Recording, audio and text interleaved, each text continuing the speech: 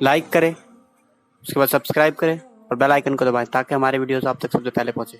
अच्छा, पहली बात है खुशी आती है।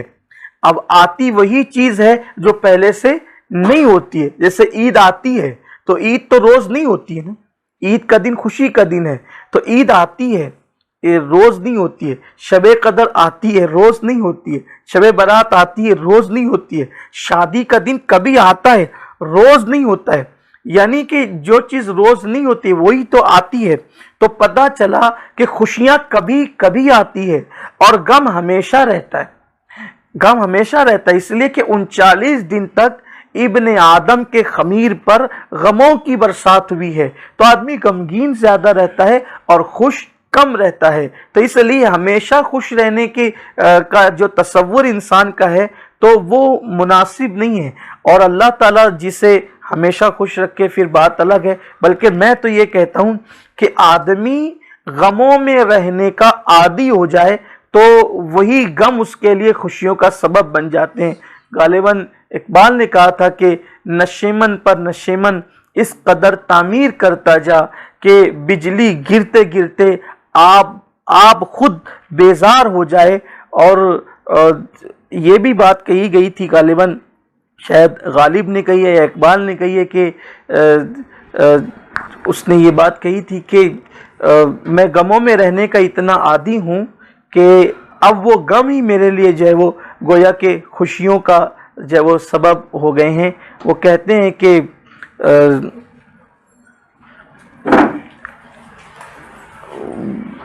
मुश्किलें मुझ पर इतनी पड़ी कि आसा हो गई, ये किसी का शेर है। बहरहाल जो भी है, तो इंसान अपने आप को आदी कर ले गमों में रहने का और फिर ये सोचे कि जो मैं गम में एक लम्हा गुजार रहा हूँ इसका सिला मेरे अल्लाह ने मुझे देना है। मुसीबत में जो वक्त गुजारा हूँ इसका अज्र मेरे अल्लाह ने मुझे देना है। एक बुजुर्ग का इंतकाल हुआ तो उनके इंतकाल के 100 साल के बाद या 1 साल के बाद किसी ने उनको ख्वाब में देखा। 100 साल या 1 साल के बाद मुख्तलिफ लोगों ने लिखा है। तो अगर हम 1 साल भी पकड़ लें कि 1 साल के बाद उनको किसी ने ख्वाब में देखा, बहुत बड़े वली थे, पूछा कि ये बताएं कि जो कब्रें हैं, कब्रें वो तो अंधेरे वाली होती है, सबसे ज्यादा रोशन और मुनव्वर कब्र किसकी है? तो उस बुजुर्ग ने फरमाया जो दुनिया में ज्यादा मुसीबतों में और गमों में अपना वक्त तो गुजारते थे, सबसे ज्यादा मुनव्वर और रोशन कब्र उन्हीं लोगों की देखी गई। यानी सबसे ज्यादा मुनव्वर कब्रें उनकी थी जिन्होंने मुश्किल में और मुसीबतों में दुनिया के अंदर अपना वक्त और अपनी जिंदगी गुजारी। याद रखिए, जो जितना बड़ा होता है ना उसकी मुश्किलात भी उतनी ज्यादा होती, चाहे उसका इजहार करे या न करे।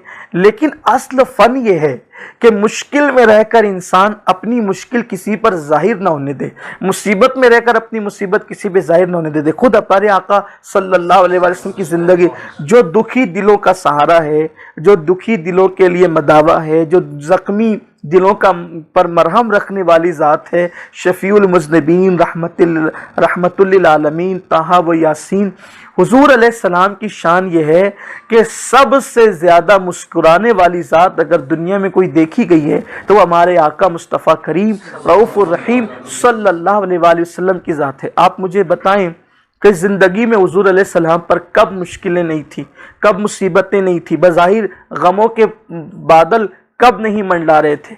अभी माँ के पेट में सिर्फ 2 महीने के हमल की शक्ल में है मेरे आका अलैहिस्सलाम, वालिद का इंतकाल हो गया। आका करीम सल्लल्लाहु अलैहि वसल्लम इस शान से दुनिया में आए कि माँ के घर में चराग जलाने के लिए तेल भी नहीं होता था। हुजूर की अम्मी जान देखो, गुर्बत की बुनियाद पर, गरीबी से खौफ खाकर और फाका कशी से नफरत करके खुदकुशी करने वालों से मैं पूछना चाहता हूँ कि गुर्बत, क्या ये हम तसव्वुर नहीं करते कि बज़ाहिर गुर्बत में ज़िंदगी हुजूर की वालिदा ने गुजारी, हुजूर के ख़ानदान वालों ने गुजारी। आप देखिए कि आका अलैहिस्सलाम खुद फरमाते हैं कि मेरी माँ सूखे टुकड़े चबाती थी। ये कौनैन के वाली की माँ का हाल है। आका अलैहिस्सलाम ने एक मकाम में फरमाया कि भाई मुझसे मरऊब न हुआ करो। सहाबाए किराम की हौसला अफजाई करते हुए सरकार के फरमान का मफहूम है कि मुझसे मरऊब मत हुआ करो, मैं उस माँ का बेटा हूँ जो सूखा गोश्त और सूखे टुकड़ों पर अपनी ज़िंदगी के शब व रोज़ गुजारती थी।